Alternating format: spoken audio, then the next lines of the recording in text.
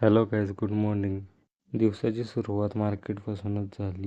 भाजी वगैरे घेतली आणि मी आता चाललोय घरी. घरी पोचलो आणि मम्मीने शिरा केलेला होता. शिरा खाल्ला आणि आम्हाला जायचं होतं पोस्टात. मग आम्ही पोचलो रविवार पेठेत एक काम होतं ते केलं. मम्मी म्हणत होती सामान घ्यायचं आहे, तर आम्ही पोचलो 10 मे बिग बाजार येथे. हिवाळा चालू होता, वाटलेला हिवाळाच आहे, पण केव्हा बघितलंय का हिवाळ्यात अचानकच पाऊस पडतो. ही फक्त साताऱ्यातच घडू शकतं. दुपारी 2 वाजता जेवण केलं. 5:30 वाजता मी निघालो वॉकला. आज काय सुट्टी होती, त्यामुळे लय खुश होतो आज मी. चला तर आता मी चाललोय घरी.